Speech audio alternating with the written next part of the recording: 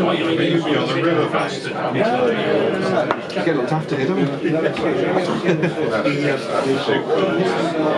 He called 84 colleagues to me.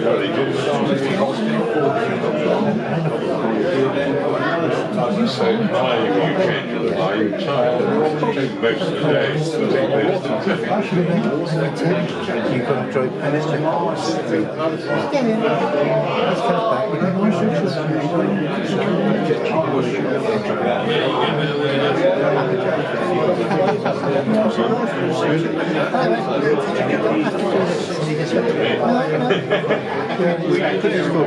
Toys are dying. You're looking at different life.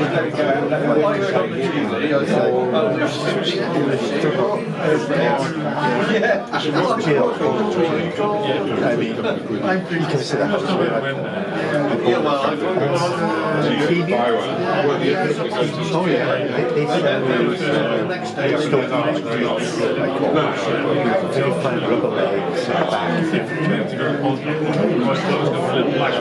And the fish by the box as well. Sideboards, they're no good. I've lost them. The only thing I found is was you're just assembling a fly. You're not really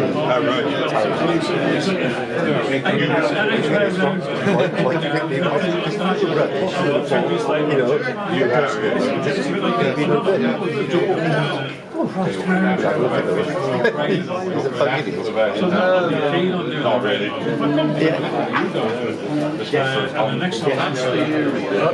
Are you local or are you from up north?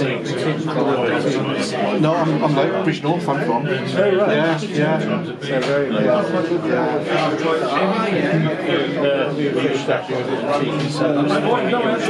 I have done this. This was the English National Rivers competition. Yeah. So come across Jonathan Barnes. Yes, I know John. Yeah, I know John well. Yeah. You know him well. Yeah. When I was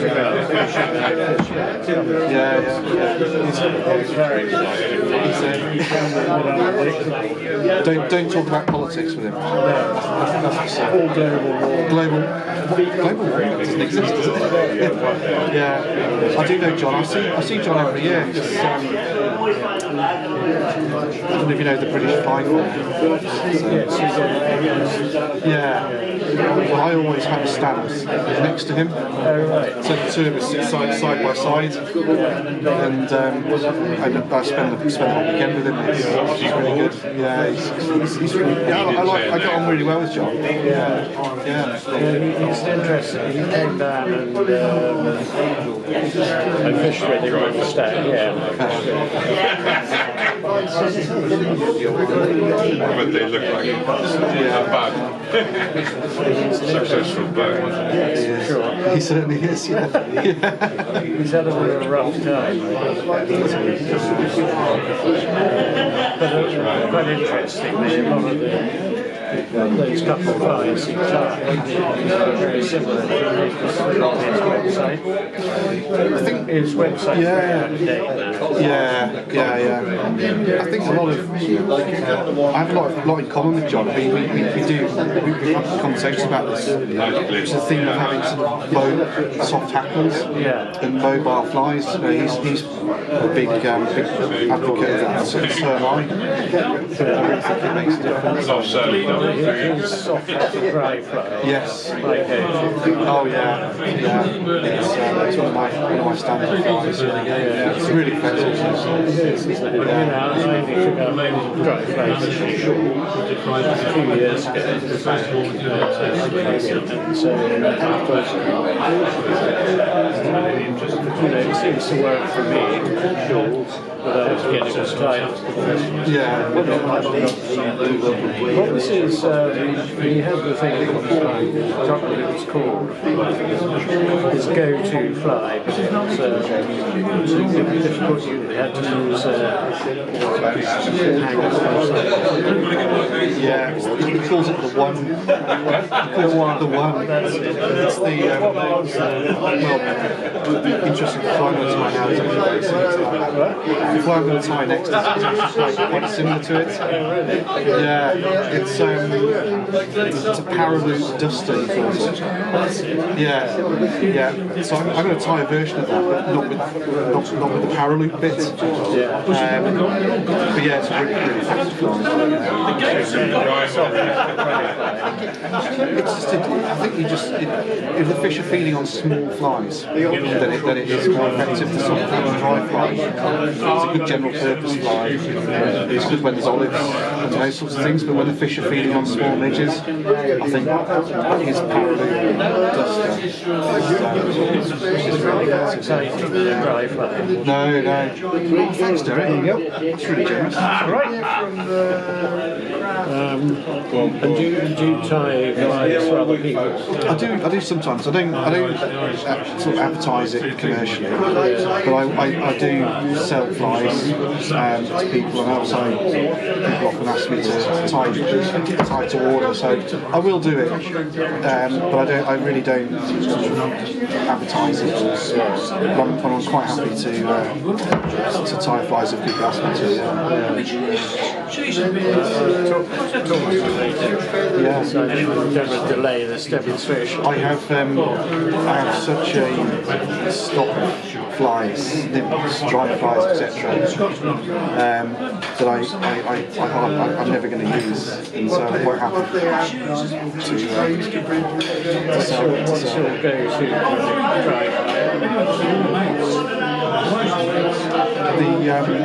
This one is one of them, but my current go-to dry fly is a variation of the Elker caddis. So it's literally just, I might have time to tie it to get this one. Sorry? Let's have any of those.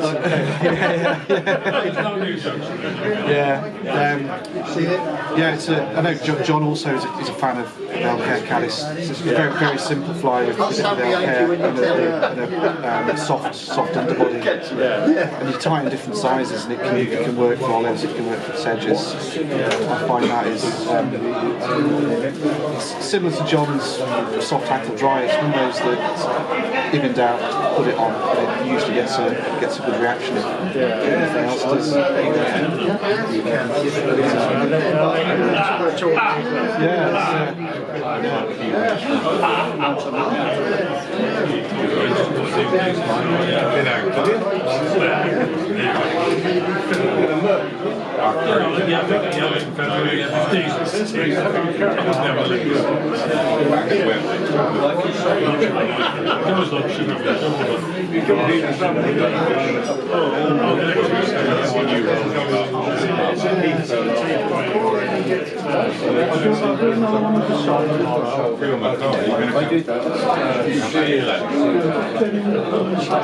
Within about 10 miles.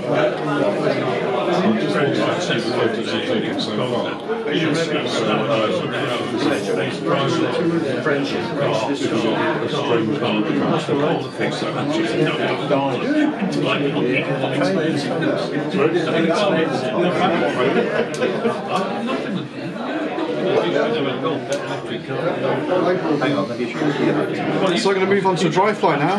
Yeah.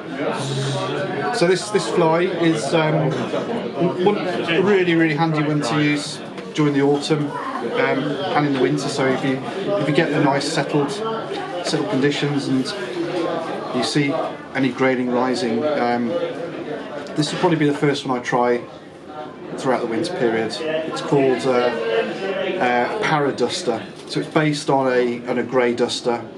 It's a small fly, parachute body, and it covers. I think it covers a lot of the midges that form a large part of the diet of fish during the colder months, because they hatch pretty much throughout the year. But it's a good general representation of any olives that might be hatching, because you will get olives hatching during the winter as well if it's a particularly mild, warm day. So it really covers pretty much anything that you're likely to be it's likely to be in the surface film fish are interested in throughout the cold period.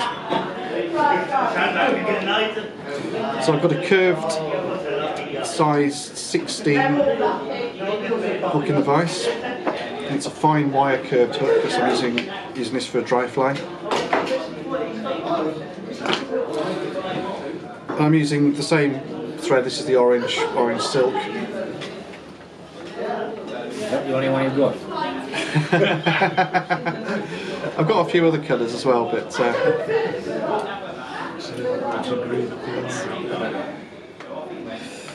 the first thing I'm going to do after layering, putting a layer of silk in, I'm going to tie in the post to this fly, and I'm going to use this ultra dry yarn. It's called. So that's the packet. It's from Fish On. It's a bit like any other sort of polypropylene yarn, but this one's a bit rougher and a bit thicker, so it's a bit more buoyant than some of the other brands, which I really like. It comes in quite a thick rope, so what you want to do is separate it out so you end up with one that is exactly the right thickness for what you want. So I don't want this to be too thick.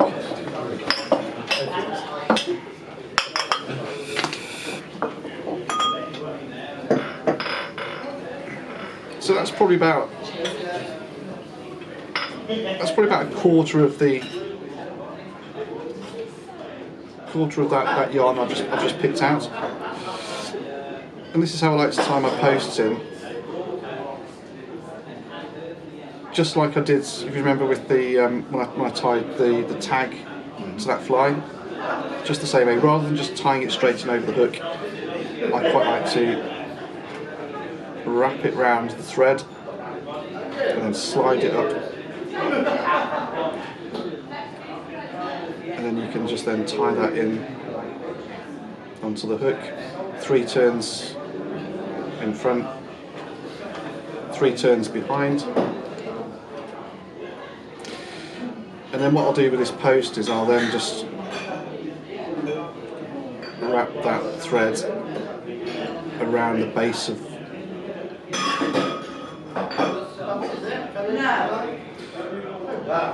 so it forms a base point there, so when I come to the hackle, it's a bit of it creates a bit more sort of reinforcement, so it's easier to wind the hackle around it, and it also just locks that in a bit better. But also, because you're not tying that yarn into the hook shank, you're not building any bulk on the hook itself. It's quite a small dry fly, this, and what I don't want to do is have a real bulky body. By the time I get back up to it, I want to keep it really small, sparse and thin. So that's how I like to tie that in. So you can just trim that off. Any stray bits, just cut them off, and we'll just leave that there for now, and we'll go to the back of the fly and work on the rest of it.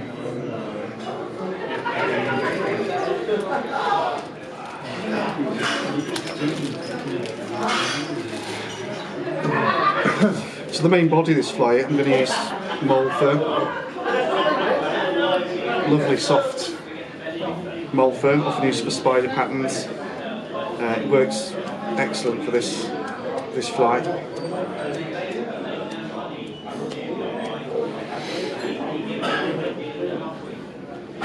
So I'm just going to dub a very thin layer of this mole on the thread. So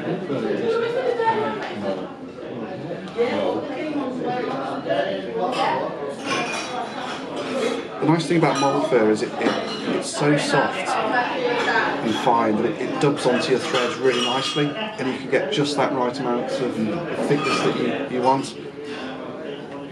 So it's just a very, very, very thin covering of it.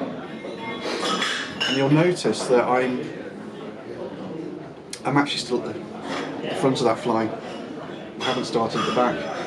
And the reason I want to do that is I want to create the body going down, and then I'm going to use this thread to form the rib going back the other way. So what I don't want to do is have to put an extra piece of material in this fly, because every time you add an extra bit of material, it's extra weight, and putting a wire rib in that just increases the weight a little bit. And the great thing about these tying silks is you can actually use them as ribbing material. So you can't really do that with the normal thread because that thread is too soft. But with a tying silk, you can actually use it to rib flies with as well. So I'm just going to form the thorax first of all, just in front of the post. So it's about 4 turns. And then I'm just going to work down the fly, creating a nice taper, which gets thinner towards the ends. And you can just pick off any excess that you don't need. And then when you get to the end, you can put in 2 or 3 extra turns at the end there, just to secure everything at the end. Then I'm just going to go back up the fly in open turns of thread, creating the rib as we go, until we get to the post. And I'll put 1 turn of thread just in front of that post there, and that's ready now for the hackle to go in, which forms the parachute. So the hackle I'm going to use grizzle cock.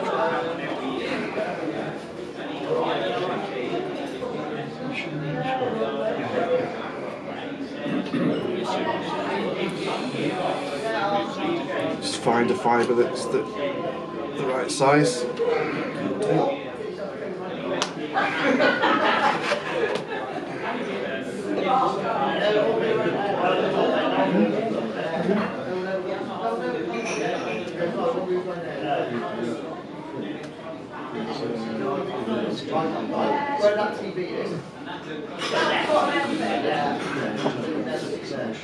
So I'm going to pull a fair few fibres off the stalk because I don't really want too much of the thick bit of the stalk there when I'm winding it round. The way I like to tie the feathers in for the parachute patterns is actually tie it in upside down. So rather than having it sort of concave, I like to have it rather convex, shall I say. Tie it in that so you get this concave profile of the feather. So I just tie that in right next to the post, 4 turns.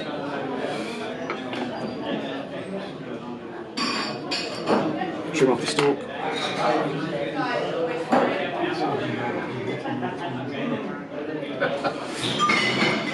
And it's just a case of winding around that base of thread that you've applied to the yarn. And you want to make sure every successive turn goes underneath the last one. Just pull the yarn forwards and then pull it back again each time you go around. It just helps make sure that hackle sits underneath the previous turn.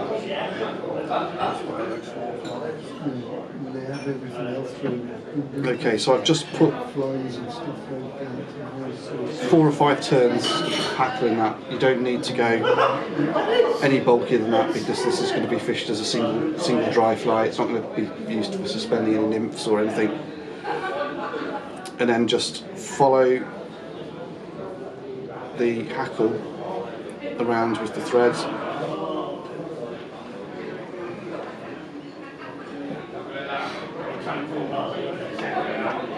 Again, 4 or 5 turns.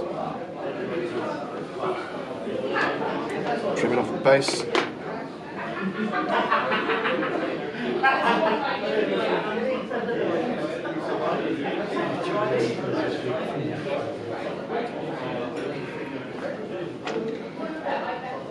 And I've just whipped that off the front. I tend to use this half-hitch tool rather than the whip finisher for these types of flies because it means you can get underneath the hackle. You haven't got to worry about not trapping anything.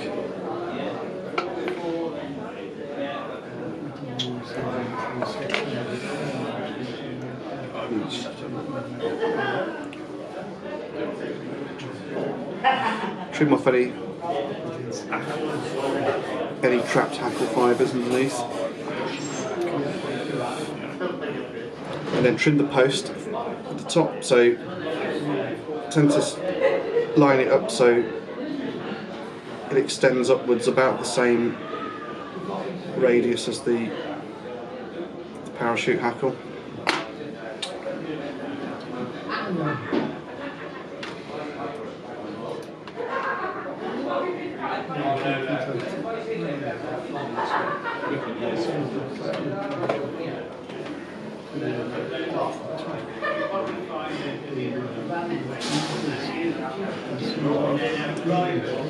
Very simple fly essentially, but very effective as well. What size is that? It's a size 16 curved hook. Yeah. I think we're right.